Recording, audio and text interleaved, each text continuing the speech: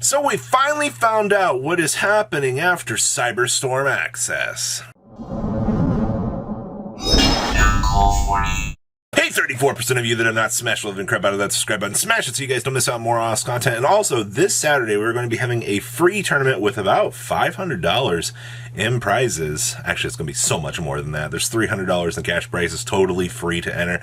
I'll leave a link down below to our Discord so that you can check it out and get the chance to play. So, we have our first look at Duelist Nexus. Now, this is going to be the next set that is going to be featured after Cyberstorm Access, and actually the first set in the supposed next block here. Now, the org has us translated here.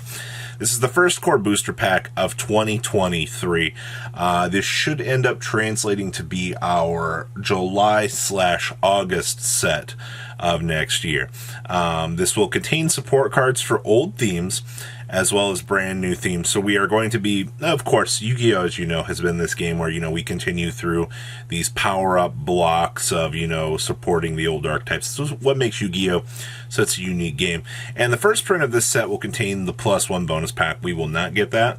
And the OCG will also be getting quarter-century secret rares will replace the usual prismatic secret rares, which is the OCG equivalent to Starlights that they were using to commemorate the 25th anniversary of the official Yu-Gi-Oh! Trading card game. So that is an interesting rotation there that you are going to be seeing the aspect change for that. So, next set has been announced. Now, there's one particular scary thing about this for those of you that haven't been paying too much attention to the core sets throughout the years here, and it's going to be the use of what we like to call the naming system. Now, anytime a set has Duelist in the name, you probably recall that the set might be a green booster pack coded theme.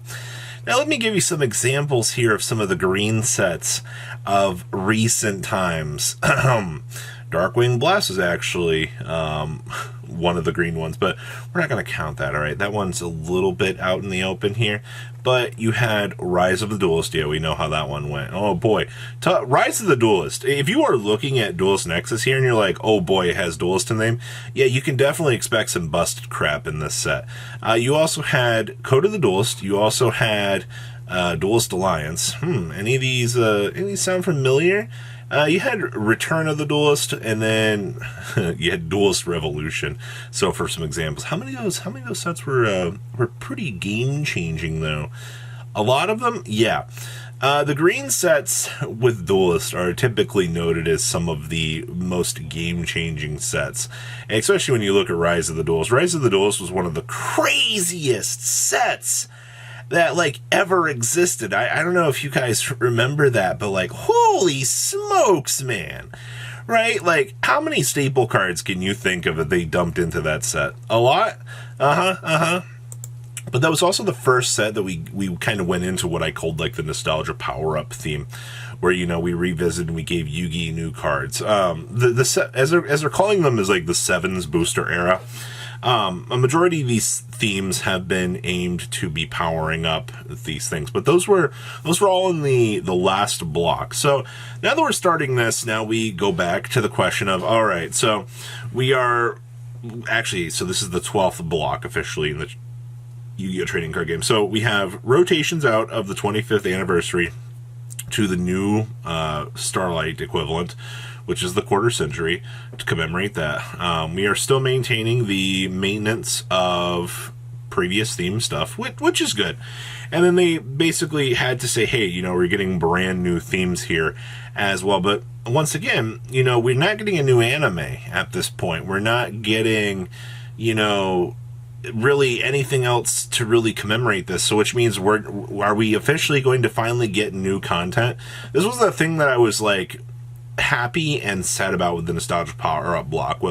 It was really cool that they could power up every character's decks. All right, that was cool. But, the only other real thing that we had going for us was we had the Fallen of Albaz lore, which was an original storyline. And kind of Vices just kind of showed up out of nowhere later on and kind of did its thing too, as A little bit of a sub-lore, which was also kind of nice. You know, don't get me wrong, the Vices Starfrost lore is cool. I love going on. You know, it's got some not so fan favorite themes in it, like Tyr.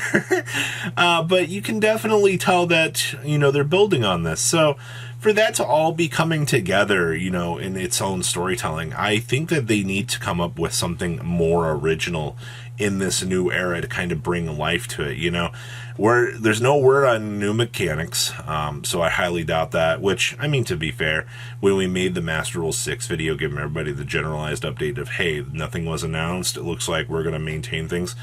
In the current rendition of the game, I mean, they really can't add anything else. I mean, the best that they could do would be pull in some, like, rush duel mechanics where you combine the 3 monsters together and play them at the same time. I don't think that necessarily hurts anything, because, 3 cards that are, like, full extended art can drop down at the same time.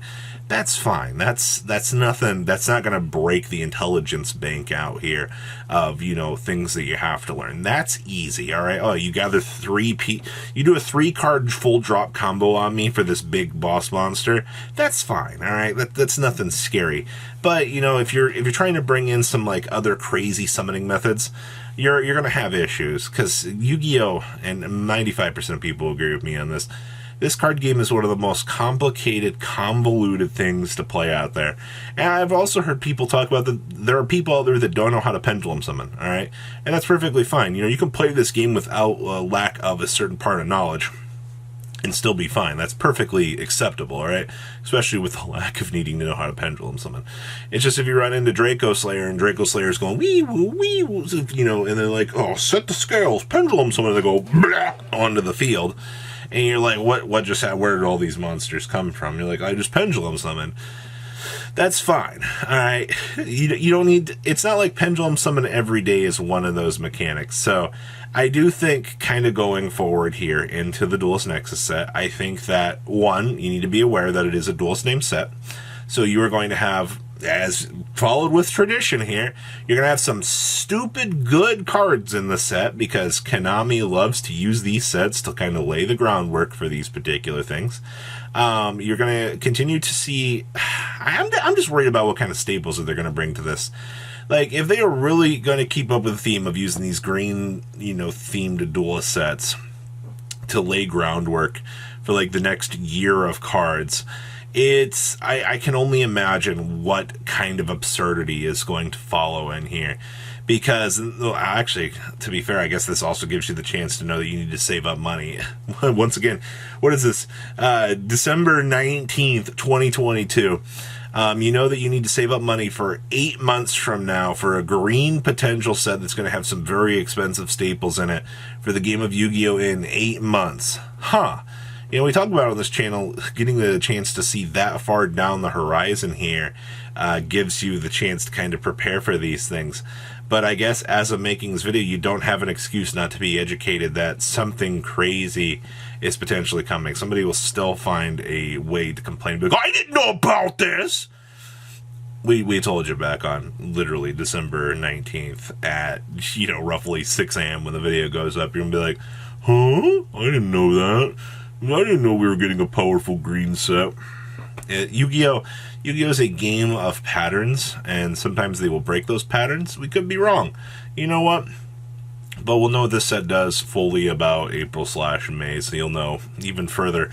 You'll have also 3 months to know if you want to save or not for the set. So, like I said, curious for the original content of the set, and I'm very curious to know what duelist power-ups we're going to get. I swear, if this is just another loop around here, where we're just going to go back into Yugi's cards again and give them another round of power-ups, I'm going to be a sad duelist. I really am. I love the nostalgia power-up block, I really do, but we need some original content here. Pull up something as if there was an anime, start making some cards that made sense, or go over to Yu-Gi-Oh! 7s and start pulling some stuff. I actually love the idea that we could pull stuff from, like, the new anime, adapt it back into the original trading card game itself to make people want to play, you know, come from Rush Duels over here, you know, be like, hey, we have Seven Roads Magician, you know, it's not a Rush Duel card, but, you know, it has a unique effect to this. So, what do you think about Duelist Nexus? Please, leave a comment down below. Tell me what you guys think, and I will see your beautiful faces back here later, guys. Peace out. Patrons, thank you.